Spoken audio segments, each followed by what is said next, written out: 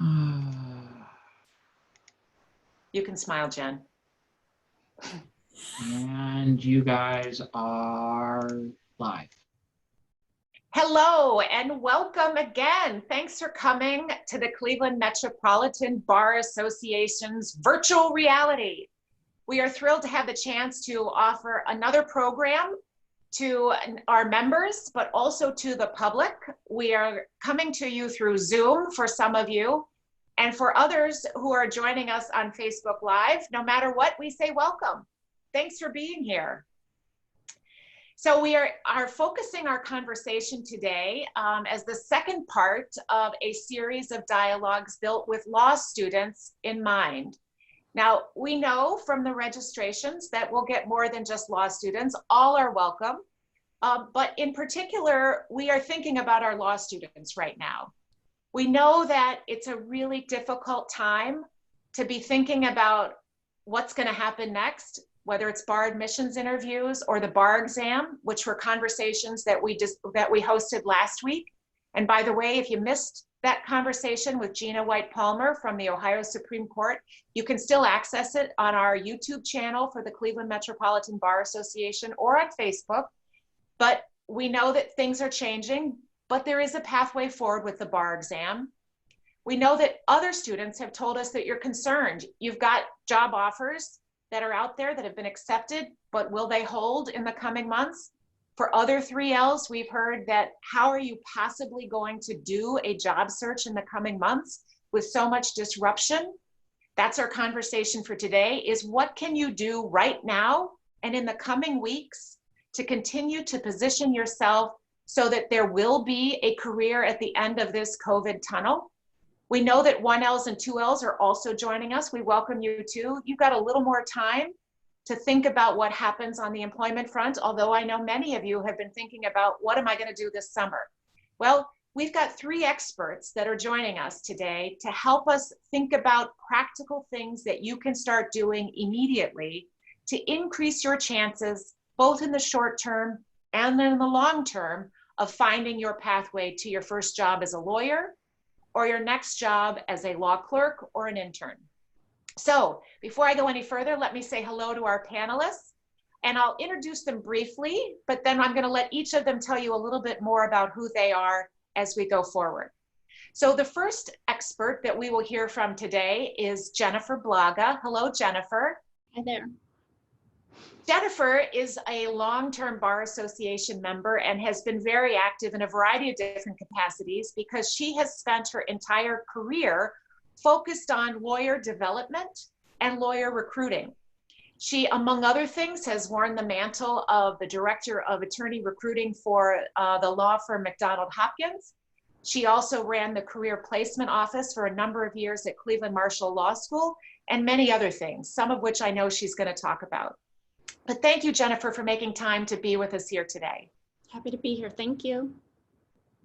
And then we are also joined by a real-life practicing lawyer. Hello, Amanda. Hello. Amanda is joining us. Amanda, and I'm cheating. I'm pulling up your bio here so I get it right. Amanda Bridenstine is an attorney. She practices in the area of elder law. Amanda started practicing, it looks like, am I right that you started in 2015? Yes. 2015. So she's had a couple of different stops along the way, which we'll talk about, but for the last 2 years, she's been with the law firm of Cleaver and Sokolowski based out of Canton. She's not only distinguished herself as an associate there, but also as a leader within the Akron Bar Association. So I want to give a shout out to Alan Nichols, the executive director of the Akron Bar, who has given us Amanda on loan with a no poach policy. So Amanda, you are still an Akron Bar Association leader. Absolutely.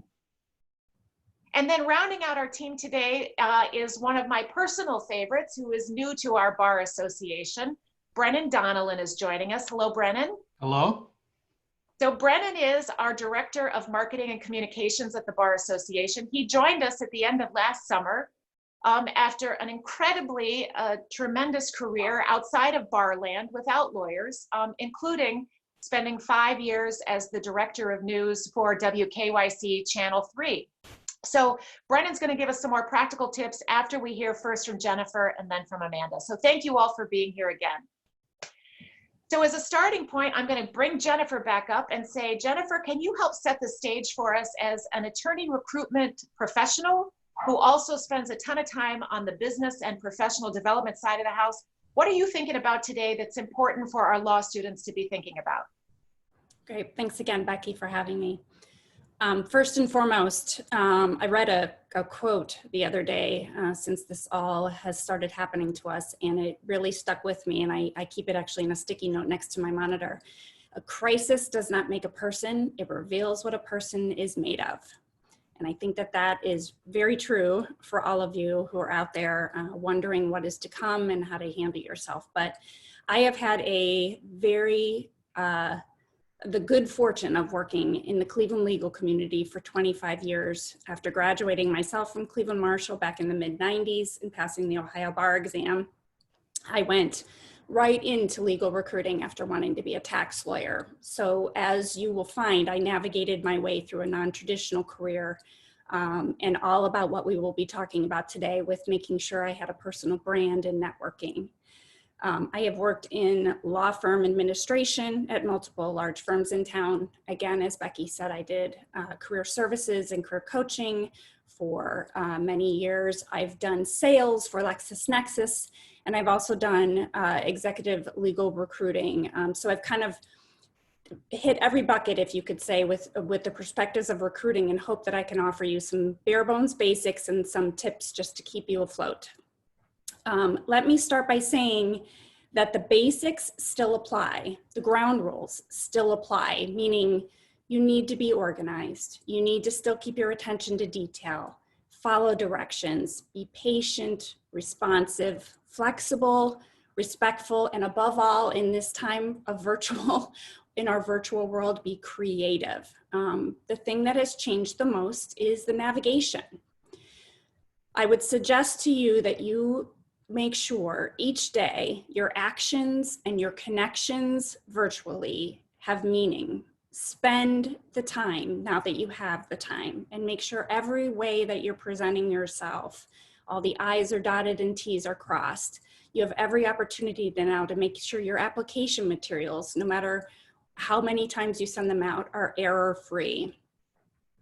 I do have some tips as probably the one on the panel that has the least experience in virtual. I am learning as I go, and I've learned from many of you. But this is your chance to work on your phone and video interviewing, role play. Becky knows how to reach me. I'm happy to be a resource, but you want to practice that because it's the way you're going to sell yourself now. And that includes preparing your technology from your remote location, having someone walk through all of the basics of lighting, make sure you're not going to go offline amidst. Use LinkedIn for your resume. Upload your resume once it's been approved by multiple eyes. Upload your resume. Even consider, and make sure it's run by someone, a video resume, because again, any opportunity or edge up you can give an employer to take a look at you now virtually is going to give you a step ahead. The goal here, as I know Amanda and Brennan will emphasize, is to stay visible. Join discussion groups, use this opportunity to follow employers. You can gather your intel now. You can tell a lot about an employer with how they're all reacting to this climate, what opportunities they're providing their clients, what services. Follow them, follow the ones you're most interested in. Share professional articles and comment professionally on those things that you're tracking on LinkedIn as well. Look at job descriptions. You can start to tailor your cover letters and your resume based on what you're seeing out there. You can read them. Every one of them is different, and you can start to identify where there's gaps and where you shine so that you can highlight those things. This remote opportunity is also going to be noticed by employers in terms of, are you taking advantage of remote learning, team building exercises, independent learning? They're going to look for those strengths, and you now can emphasize that you've taken advantage of those, because frankly, we never know when things like this are going to happen, and they want to know they have workers who can react quickly and be responsive and creative again on site. So those are my basic tips to start. Those are fantastic tips, and I would call them a little bit more than basic, Jennifer, but thank you for getting us started. Sure.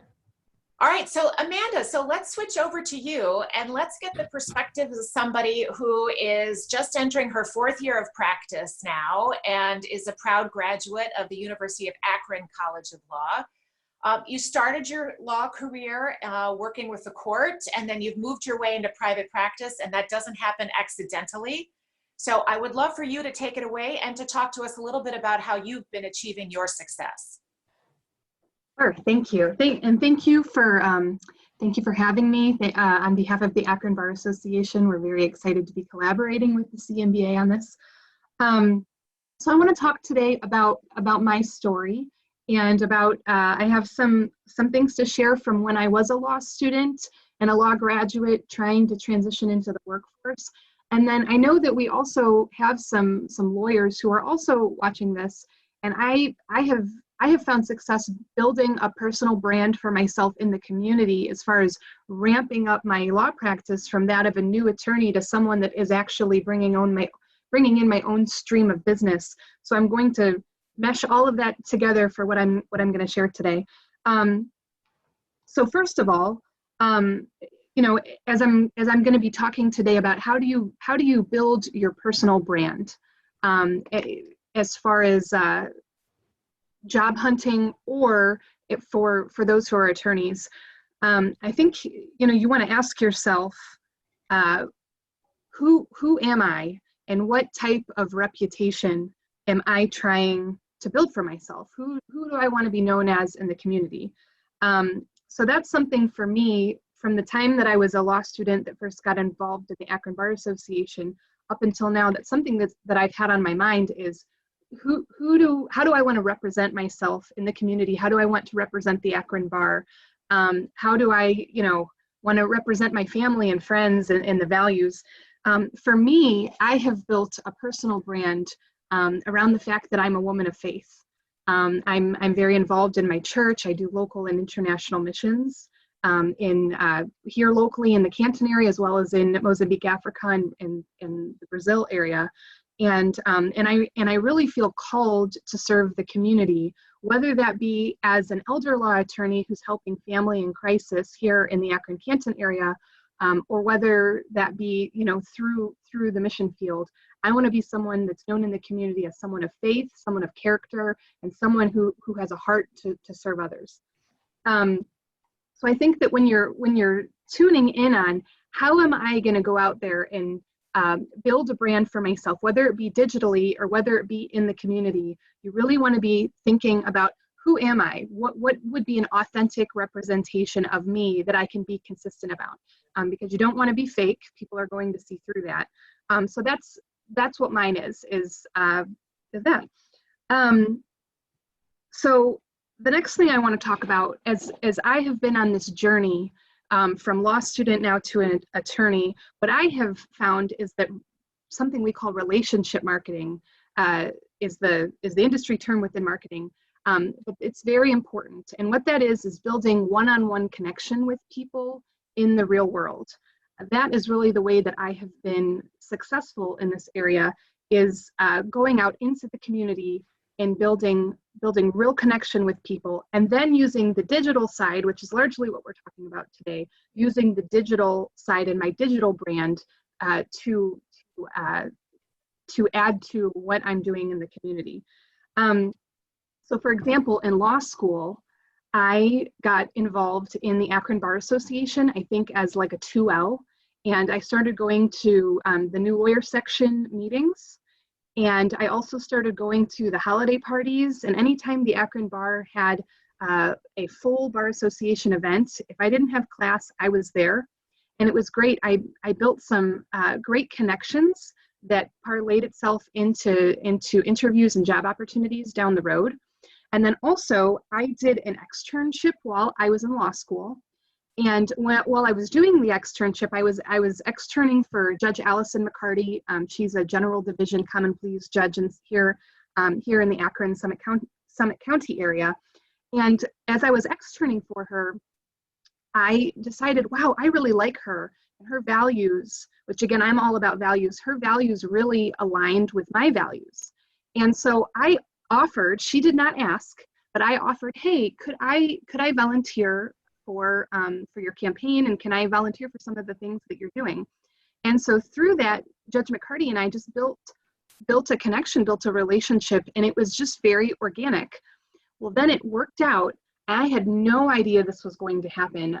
In fact, I had been working full-time during the day for all of law school, and I went to law school at night, and that was financially what my husband and I had decided to do. Well, I had quit my full-time job so that I had the time in my schedule to do the externship, and so I had no income coming in, whereas I had previously had a full-time income. Well, it just worked out that I took the externship, and in faith that God was going to provide for me. And then we built this great connection, which I didn't expect to happen. And then on the last day of my externship, it just worked out that her longtime bailiff had to retire, and she needed to switch some things around in her staff. And so she offered me a full-time, long-term position as her judicial assistant on her staff. And then I ended up having that job through the last year, my 4th year of law school.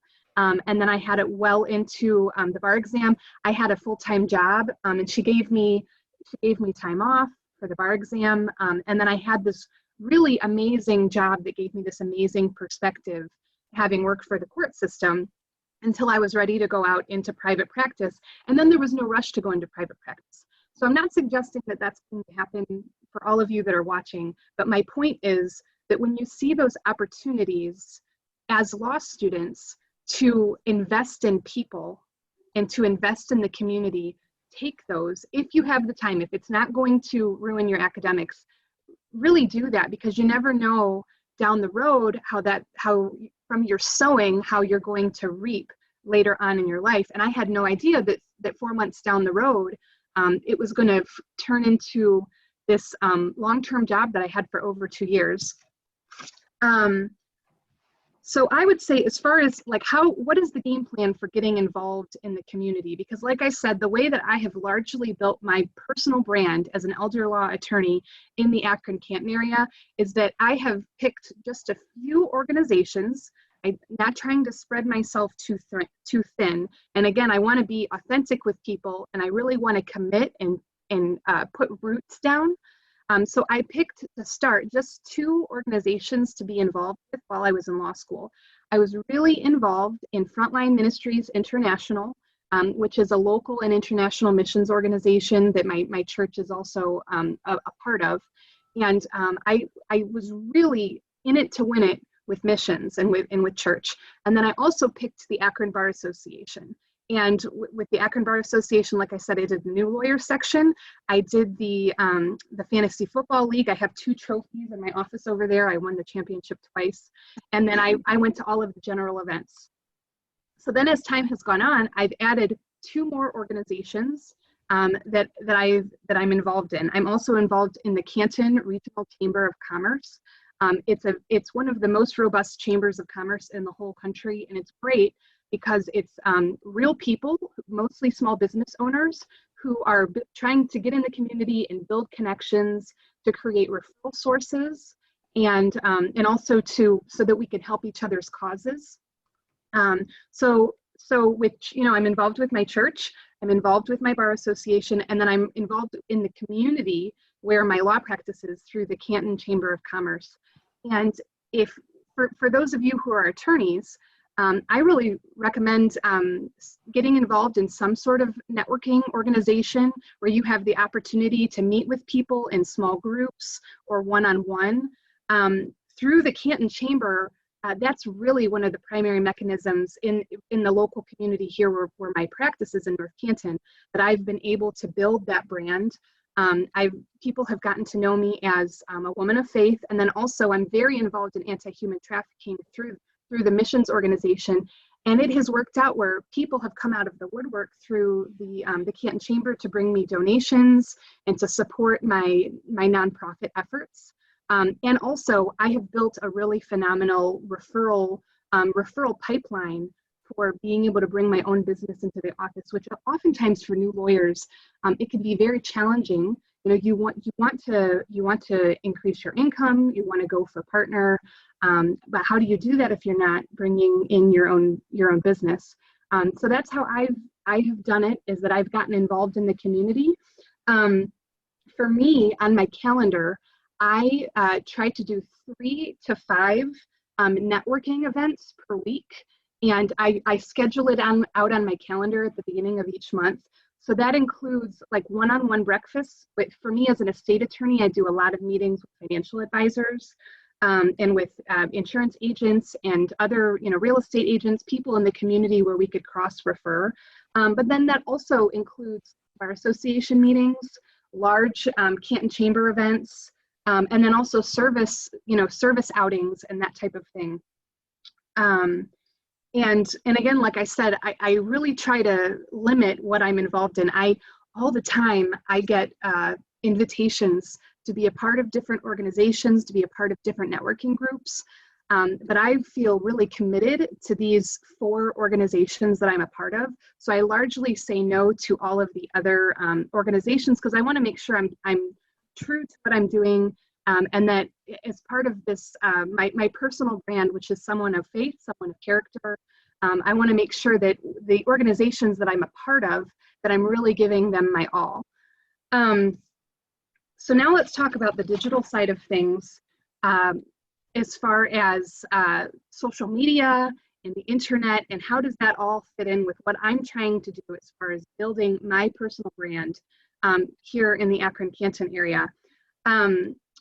If you are like on the executive board for a nonprofit or something like that, oftentimes they will put you on their website as one of the officers. So I know that's the case for the Akron Bar Association.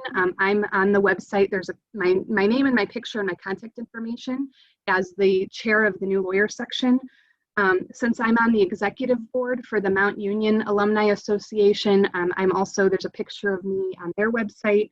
And then I also have a page for the Canton Regional Chamber of Commerce. I have a page with my contact information. I think that's one great way to be out there and to be seen on the internet. I do not recommend that you take leadership positions in different organizations just so that you can be seen on the internet. It's just really not a good idea. But I will say one of the ancillary benefits of being involved in the community is that you are going to be seen more on the internet. And I will tell you, I've been in practice about 4 years now, and I frequently have prospective clients that will search my name on the internet, and they'll find me not through our website, but through the Canton Chamber or through some organization that I've been a part of. And they said, I can tell that you're a good person. I feel, a lot of the time people go off of what they feel. I feel like you're a trustworthy person, so we're going to go ahead and we're going to work with you. Could I jump in for a second? Yeah. So you've given us a lot.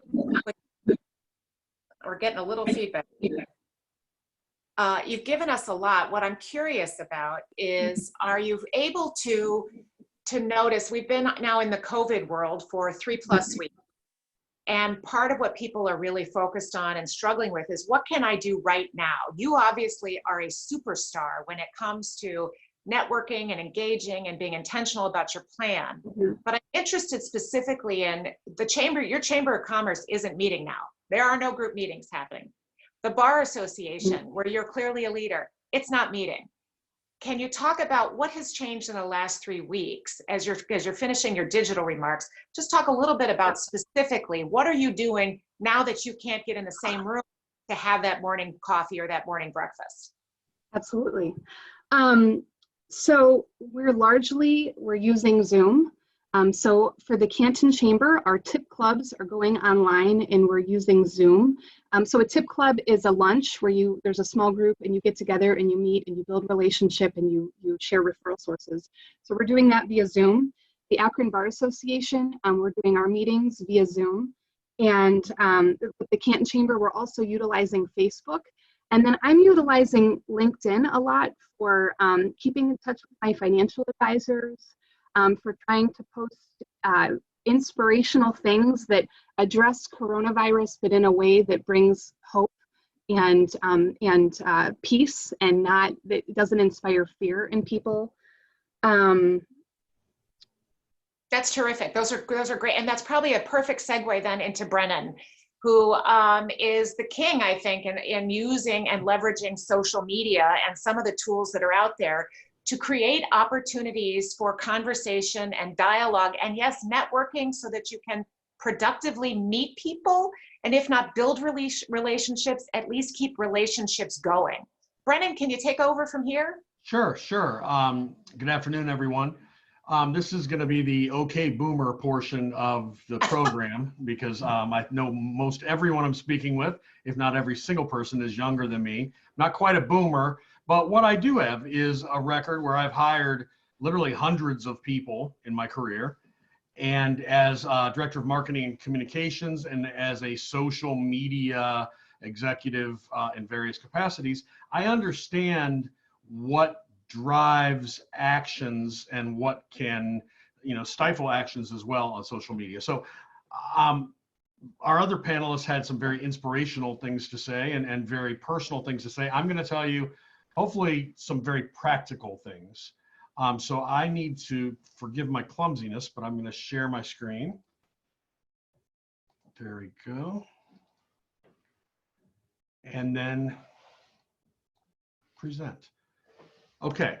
One of the things that you can do, and one of the things I really urge you to do, and this is spinning off of some of what Amanda said, is there are things happening right now that you can do to stay connected to the legal community. And for those folks who are working from home, for those folks that might be searching for a job, or for law students who want to get engaged more in the broader legal community, CMBA is a good place. I really did some searching before this presentation to find other places to send you.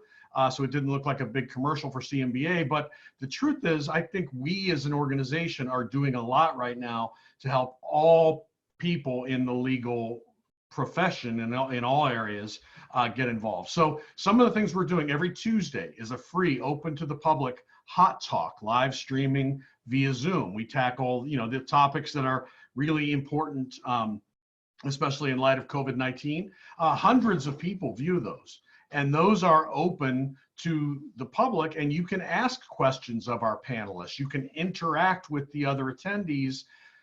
Tuning into something like that on a Tuesday at noon, you very well may make contacts or learn things that can help you in your career. As I think Becky mentioned at the beginning, we are continuing these Zoom webinars for law students, so specific information for this group every Thursday at noon. And I encourage you to get involved. We love to hear questions from all of you, and we're trying to put together panels with expertise to answer them. CMBA sections and committees. Those of you who are members of the bar understand exactly how this works. But for everyone else, we have numerous sections and committees for just about every interest in the legal profession. Those sections and committees are always looking for new ideas and new membership. And we especially encourage young leaders, people who are just starting their careers. Please come and join us. We want your energy and we want your fresh perspective. Section meetings, committee meetings are happening every day at CMBA. So those things are things you can get involved in. And then talk to your peers about other live online networking opportunities. There are numerous. The City Club does things. And I know there are lots of young professionals groups. The point is, don't spend this time sitting at home fretting. If you have spare time, use it productively to help build your brand. And those are some suggestions on how to do that. One thing I want to point out specifically is COVID-19 Ways to Give Back page. If you are sadly, not working right now, or if you have more time because you're practicing from home, we have compiled at clemetrobar.org, our website, clemetrobar.org, a lengthy list. This isn't the whole list. This is just all that would fit on the graphic. Ways that you can give back both with your expertise. There is an opportunity for lawyers to provide pro bono services. There are opportunities for law students to provide other services. We have here the Cleveland Pandemic Response Group. is looking for volunteers who are willing to help with mentoring, training, legal volunteers who can go out and help with the overwhelming amount of help that the public is going to need. Donating blood. If you feel that the health, the Red Cross says they can do this in a way that will keep you safe, they do need blood. They need it badly. So the Red Cross, and on and on. If you go to this page, it will show you ways to give back, to volunteer. And when you're doing that, you're going to meet people who are in positions of leadership and who can help you with your career. So I encourage you to go there. The link is right there. We will distribute this best way that we can after the session. Two things happening right now with CMBA that might be especially appealing to this group. We're doing live Zoom webinars almost every day. And for all the reasons that I mentioned before, it's a really good thing to get involved with as a networking activity. Tomorrow, live group yoga. Couldn't we all use that? I know I will be there for sure. Just piecing out, as it says, and that's free and open to the public. But I can tell you that a lawyer is teaching it, and many lawyers will be attending it.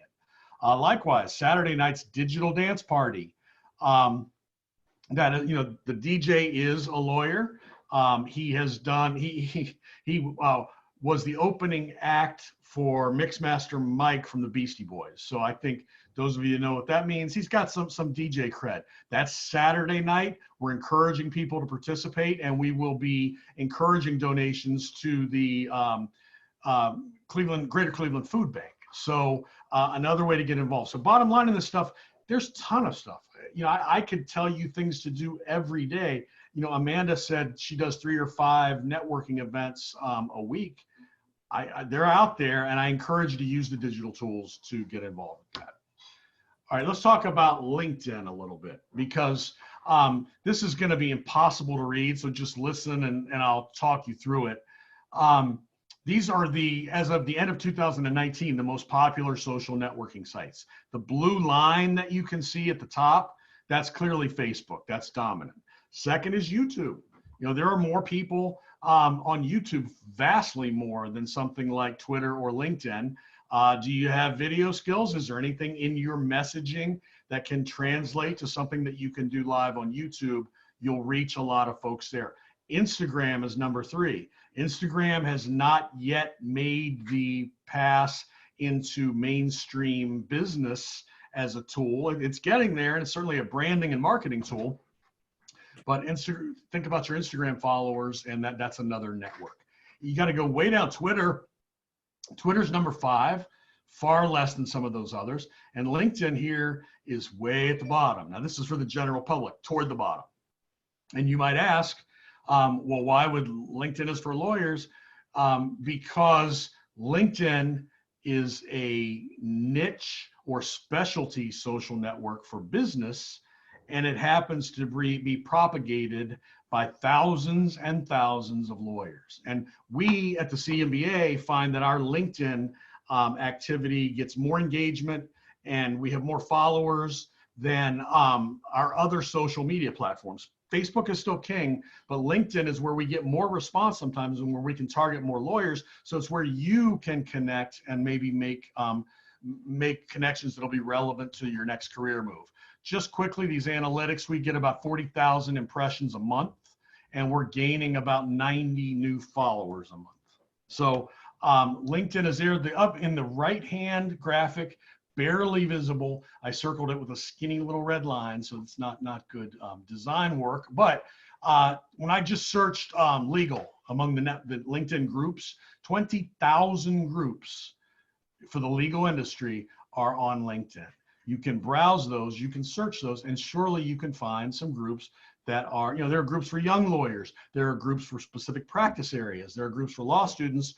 I think that's a great place to look, is to go on to LinkedIn and search. And again, this is just the beginning of 20,000 other links. So lots and lots of things there. So I would encourage you to really work on LinkedIn. Make sure your profile is complete, make sure your picture is the best that you can possibly look, and make sure that the messaging you're sending is exactly what you want, because that is That's where lawyers and recruiters can find you. And then this final slide is mind your messages. You know, these are two messages, pro-Trump, anti-Trump, that I pulled just minutes ago off of Twitter. You know, like it wasn't hard to find them, wasn't hard to find them at all. And there is much more vitriolic stuff than this, you know, much, much more. And so you as a law student, you as a new lawyer, or just as a member of the community, mind what you're posting on social media. You know, just because you're a lawyer doesn't mean you gave up your rights to free speech, okay? But you have to consider, what is that, what reaction is that thing that I'm posting? If my potential employer looks at it, how are they gonna look at me? If you post something that is anti-Trump and, you know, the partner in the law firm is a staunch Republican, you're hurting your chances of getting a job.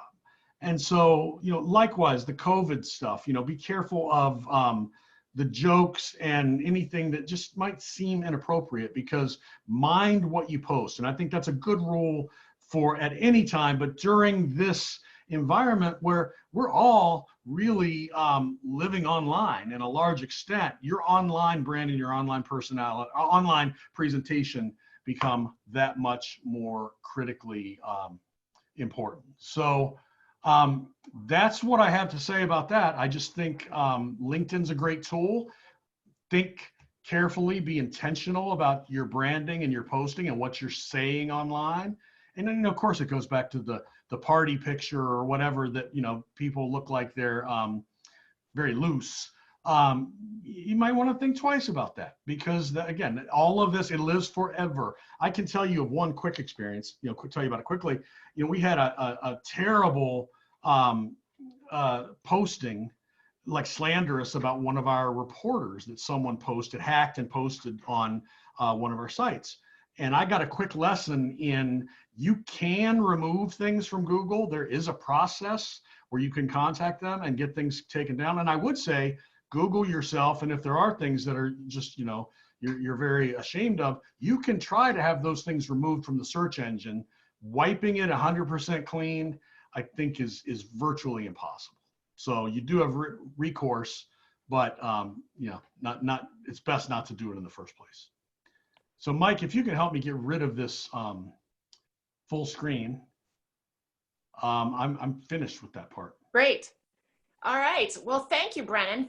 Really great tips. Okay, so now this is the fun part of the conversation where we get to start answering some of these questions that have been coming in. And as a reminder, in the Zoom feature, you can use the Q&A opportunity to submit a question. We've had several come in that I've been fielding while our panelists have been speaking. If you're joining us on Facebook Live, you are also welcome to submit questions that way. We will also be monitoring there. Okay, so let's jump back to you, Jennifer. It seems like an hour ago, we heard from you as you set sort of the stage for some of your tips. I want to go right to the heart of where we're trying to move for our law students. They are looking for jobs. These 3 Ls are getting ready to graduate, although it's going to be a different type of graduation, but they will graduate, and we're going to assume the bar is coming and they will pass the bar. So 2 questions for you, Jennifer. One is, as somebody with a ton of experience, looking at lawyers' resumes for positions that are open, all of these tips that Brennan and Amanda have provided about how to use social media, do you even look at social media? Are you looking at candidates' Facebook pages? Are you looking at candidates' LinkedIn pages? What are you doing in terms of reviewing social media? I actually, since I was around when the internet came around, I have used social media since the beginning. We do look at LinkedIn just to make sure that the information lines up, to see who they're following, how many connections. Frankly, I do Google each person because sometimes red flags will come up on social media, Facebook, Instagram, Twitter. Frankly, inappropriate or unprofessional conduct on those sites are things that I bring to the hiring partner's attention. And so I absolutely, because in my opinion, now is the time to be clean on social media. It is time for grad students to, step up and recognize that employers, are not naive to know that you have personal and professional and social lives. However, the impression that you're making on everyone in person and virtually matters, particularly because when you're employed, the employer's name is attached to you as a professional. So absolutely, I would scrub. And one of the first things I talk to when I speak to law students, and I'm sure the career services folks would agree, Google yourself. I encourage my family to do it because you often don't know where you're being tagged or things like that. And you want to clean that up now. Great. Okay, that's what I figured you were going to say. And I just want you all to know, we now have a new questioner who's joining. My dog, Beatrice. This is what happens in live TV. Beatrice would like to know this. COVID is changing lots of stuff. I am home all the time now. She's getting more walks than ever. As law students are looking at what's coming down the pike for job opportunities, do you see, Jennifer or Amanda, do you see new opportunities where there will be high demand for lawyers and or summer interns? I've heard from some folks, like some solo criminal defense lawyers, who are struggling because their phone really isn't ringing in light of the fact that it is essential business only inside the courthouses. But meanwhile, I'm hearing labor and employment attorneys and some of the folks on the workout side, their phones haven't quit running. The elder care arena, those are hot. Jennifer, what are you seeing? And then Amanda will ask you, are there emerging areas where you see or think that law students will have a great chance to dive into some real hiring opportunities? Absolutely. And frankly, there are areas where I always thought that law students could benefit from going into because they're not necessarily sexy areas or popular. And restructuring right now is booming, as is distressed mergers and acquisitions, not regular mergers, but distressed.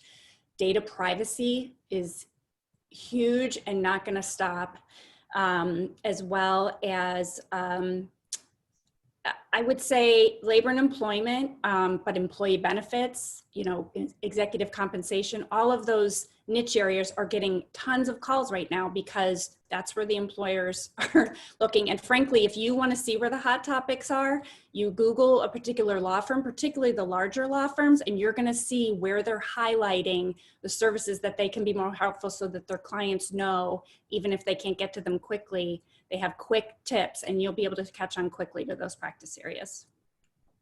Great, thanks. Amanda, I saw you shaking your head pretty aggressively. Yes, my friends who work in the business corporate arena tell me that they're swamped right now. So I agree with Jen that's going to be a large area. From my perspective, COVID-19 or not COVID-19, estate planning and elder law is going to continue to boom more and more and more. People are going to continue to get sick and then pass away, regardless of what happens with coronavirus. And also the baby boomers, which is the largest generation right now in the United States, they're moving into retirement and they're moving into the stages of life where they need estate attorneys and elder law attorneys to help them with navigating the aging process, anywhere from planning estates to probating estates to dealing with Medicaid planning and nursing homes. If you drive around, you'll see that assisted livings and nursing homes are popping up all over the place, and it's in anticipation of the aging process of the baby boomers. So if you have ever had an interest in your wills, trusts, classes at law school, I highly encourage you to take those because this is an area that's not going to go away. In fact, it's growing, and something that I have heard throughout the Akron Canton area over the past 2 years is that there is such a shortage of young attorneys who are positioned to fill the needs in estate planning. I cannot tell you how many job offers I've had just in the last year or two, largely through my connections, having built relationship in the Bar Association, like I was mentioning, because I'm known as a trustworthy person in the bar. I've had countless firms call me and ask me that if I'm happy where I am. Great. So I can imagine that there are some law students who are watching right now and hearing what you're saying, both of you, and saying, I've never thought about cybersecurity as a practice, or I've never thought about estate planning or anything that has to do with workouts or restructuring of debt. don't know anything about it. So I'm going to put a plug in right now and say one of the beauties of being a law student is you have free access to membership inside the Bar Association, whether it's the Cleveland Metropolitan Bar Association or the Akron Bar Association or one of our peer metro bars around the state. Membership is free, and you have the ability to get connected right now to practicing lawyers who are connected to and immersed in these different areas of practice. So if you're looking for how to get connected, you can do it through your local bar association. Now, one of the questions that we just got, and Jennifer, Amanda, Brennan, any of you can answer this. How receptive do you think prospective employers are right now with everything that's happening with the business disruption associated with COVID? If a 3L reaches out through LinkedIn because they see that there is an estate planning lawyer who practices in the kind of environment that this law student thinks might be appealing, will they get a response? Will prospective employers be receptive to reach out now? What do you think?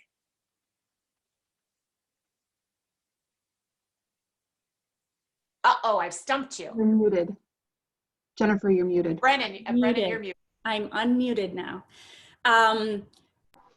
It's probably a tough time, but I will say it's worth a shot. An informational interview with somebody you know in that practice area or somebody you know who knows someone is probably your better bet. But definitely setting the stage. You know, as a recruiter right now, you know, the big firms have done their hiring. This is a very typical timing. So right now you're the student. And smaller firms and non-traditional and not big law firm type hiring is actually done now anyway and on. So, you know, the timing of things haven't changed, but I would be very patient. I would not excessively follow up with people who have not responded with those things, but it can't hurt to reach out. But my suggestion always is to try to make it a warm call and find somebody you know in the space or find somebody who can connect you in that space to possibly open that conversation. My thought is that it's always a no unless you ask. So I don't think there's anything wrong with it, as Jennifer said, to send an email or a LinkedIn message, something that's just, you know, soft and warm. With my current position here, they weren't even formally hiring. I had heard through the grapevine that they were needing to hire, but that they had not actually, they were so busy, they just didn't have the time to actually go through the steps of hiring. So I called up the managing partner here and I introduced myself and said, I heard you need to hire, and but you don't have the time, so how would you like to interview me? And it worked. That's great.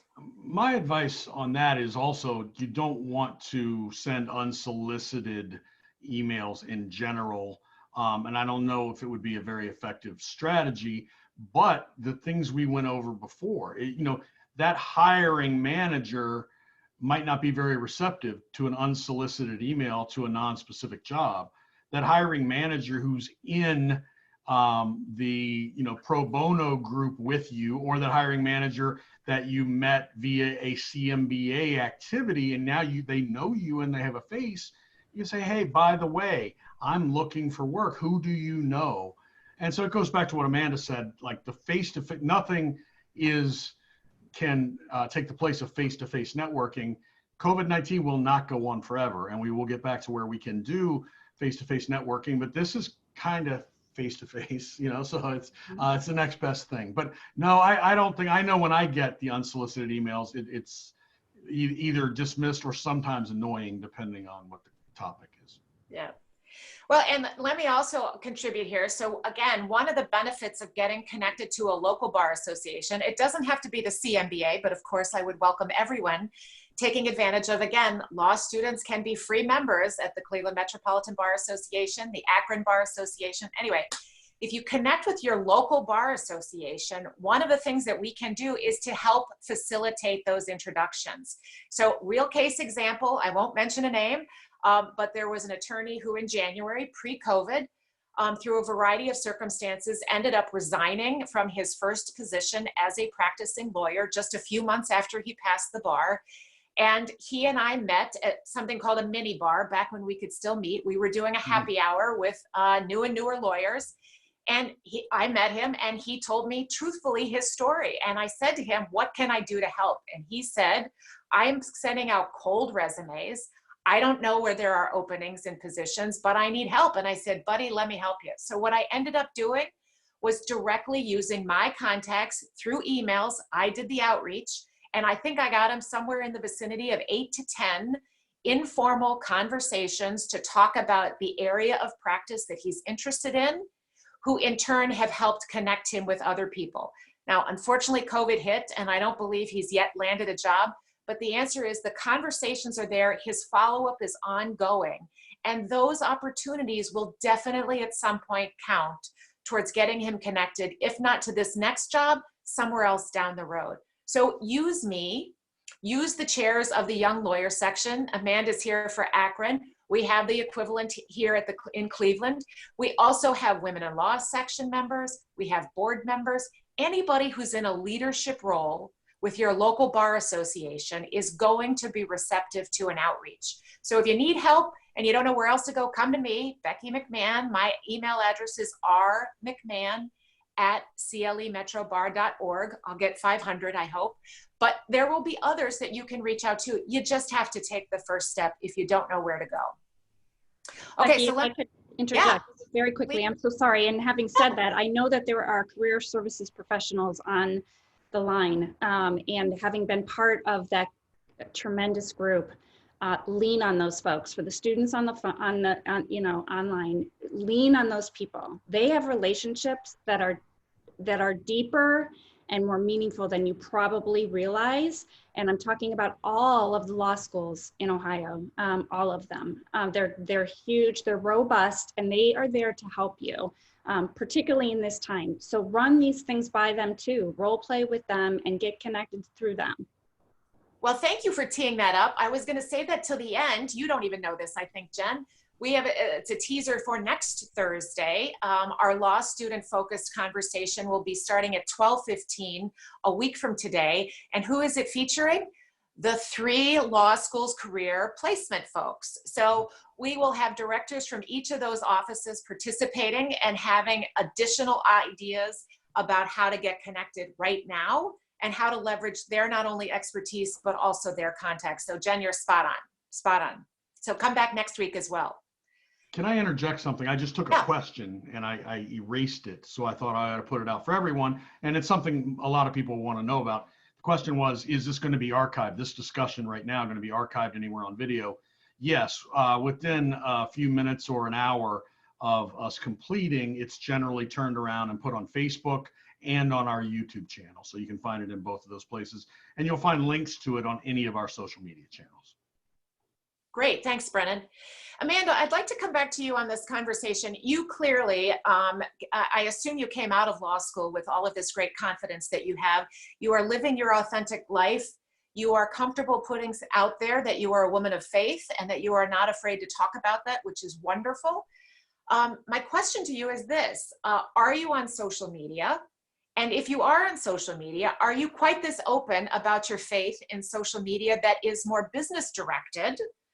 Or do you keep some information in your more personal, private time? That's such a great question.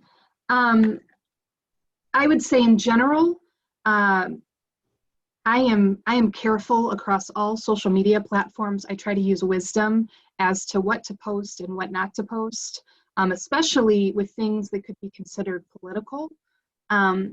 Very careful. I want my personal brand to be consistent in the community and also on the internet. I would say my Instagram, I keep private. My Twitter, I keep private. My Facebook, I have a whole lot of different people from different spheres, from the Canton Chamber, from church, from the court in Summit County, even a couple coworkers on Facebook. So I would say that I do share about my faith on Facebook. But in general, you have to use wisdom and common sense as to what you're going to share and what you're not going to share. Whether it be just in general what your values are, you just want to use wisdom. And so I try to use wisdom in all things, whether I'm speaking with people one-on-one, or whether I'm on Facebook. Now, as far as LinkedIn, I share very little about my faith on LinkedIn because it really is, it's a professional platform. And I don't think, I think often it's just not it's not appropriate, or you just want to be very sensitive about how you do that, especially with political content on LinkedIn. I just think it's not the place. I will say this week on LinkedIn, I wanted to put something out there because there is so much concern about coronavirus going on. I wanted to address the fact on LinkedIn that our office is still open. As you can see, I'm in my office, but I wanted to do it in an authentic way, representing who I am, that I am a woman of faith in the midst of a crisis. So what I said on LinkedIn was, hey everyone, just wanted to let you know our office is still open. I'm very proud that we're helping community members, we're helping healthcare workers execute estate plans in this time of crisis. But I do think it's important that we remember that even in the midst of making these practical steps, like doing estate plans, that we're choosing faith and not fear, because faith is what moves mountains and fear is what often drives us to make poor choices. So I felt like, you know, on social media, especially on such a professional platform like LinkedIn, that type of post was a way for me to express the fact that I am someone of faith, and this is how I feel about the situation, but doing it in a professional way. So I think the key takeaway, whether it's talking about your faith or whatever else someone else holds personal to them, the trick is to really be intentional and to be thoughtful about what you're putting out there and making sure that you are consistent in what you're communicating, but also careful in knowing who your audience is. So I think that's great advice. Jen, I'd love to come back to you. While COVID, this is the first time we've been living through this kind of health crisis emergency, at least in our generation, and for some time to come. This is not the first time that we have seen a dramatic shift in the economy that has potentially disrupted the legal industry, among others. I got a question from somebody who says he has been laid off as a result of this recent change in the economic environment. How does somebody who gets laid off, whether it's from a lawyer job or from a part-time job that is helping put somebody through law school, how do they talk about being laid off from a position to a prospective employer?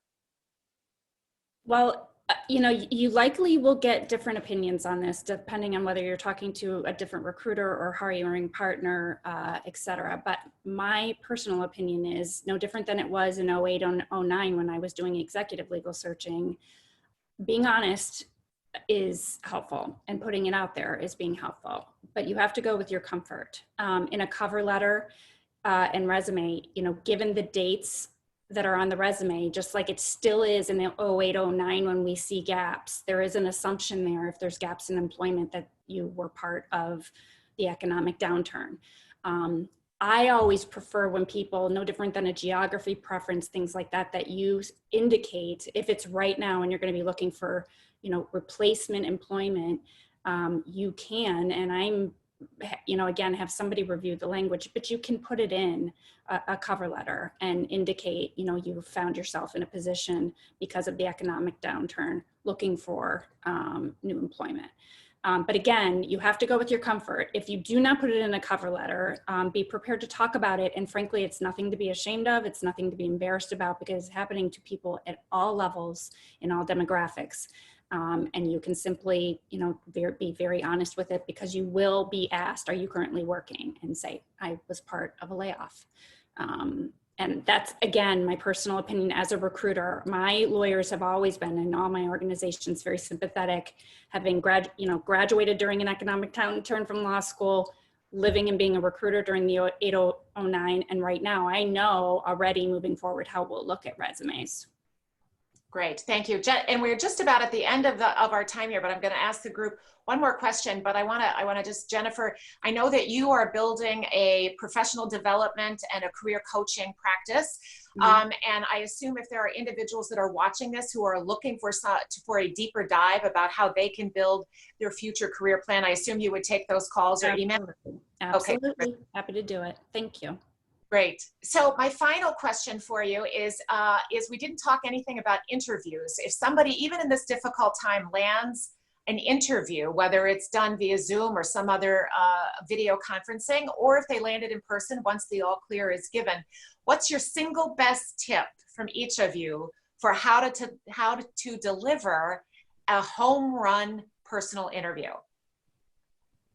Celebrate the success. You got an interview. Practice it to make sure you've got it down. Be succinct, listen, ask good questions, and let them know that you are the candidate for them. Close that deal. Amanda or Brennan, thoughts about how to deliver a home run interview? You're both muted. I would say go make sure that you research the employer and that you know who you're talking to. Don't go in cold. I agree with practicing also. Make sure you have an idea of what type of questions they may ask you. Great. And then I would say be prepared, which echoes those two. Yeah, know who you're talking to, know the details about the company, know as much as you can about the job, and then be ready to say, okay, these are their needs. Have your strategy be all about how can I fix your problems? How can I solve your problems? How can I add to your team? Being prepared, you can always tell. If somebody says, oh, I'm just going to wing it, you know that. And if somebody's done their homework, you definitely know that. And you can guess which one is more likely to get hired. Great. Oh, I'm sorry. Go ahead. Remember that the employer's not looking for what they can do for your career. They're looking for what you can do for their team. That's great. Oh, sorry. Can I add one thing? Yeah. If you feel like when you get through the interview, like you were a nervous wreck and you did a terrible job, just let that go. Oftentimes that means that you really cared about it and that you were prepared. I've had several interviews in the past few years where I just thought I completely ruined it and my life is over, and it's just not the truth. So when you're done with the interview, just give yourself a break. You did the best that you could, and just trust that things are going to work out the way they're supposed to. And send your thank you note. Yes. Great. All right, so and I'm going to wrap things up by offering I said one, but you guys gave so many more than one that I'm going to give a couple more than one. The first is, I would say, is don't be frustrated. It's going to take some time to get that first interview. And if you don't get the job after the first interview, keep at it. Practice does make it better. All the prep for sure. The second piece that I would say is when you go into interview, make sure that the prospective employer gets a sense that you want that job, not just any job, but that job. Every employer wants to feel special, like you are the person for them and you are there because they are the ones that you want. So be specific, be specific. And as we get done now, keep being busy. If you find some downtime, the best thing you can do is to help yourself with all this prep that our experts have talked to us about, which is to spend some time researching industries that perhaps you haven't thought about before, research organizations that maybe you haven't thought about before, and don't forget to call your local bar association, whether it's the Cleveland Metropolitan Bar or the Akron Bar. We're here to help and would be delighted to get you connected so that you land that job as soon as we all get back to the opportunity to practice as normal. So good luck, keep studying, reach out, and let me just say one more great big thank you to Jennifer, to Amanda, and to Brennan for being our expert panel today. And please, everyone, come back next week on Thursday, beginning at 12:15, where we'll have each of the career development offices from our 3 area local law schools ready to give you even more advice. Thanks, stay home and stay healthy. Thank you. Thank you.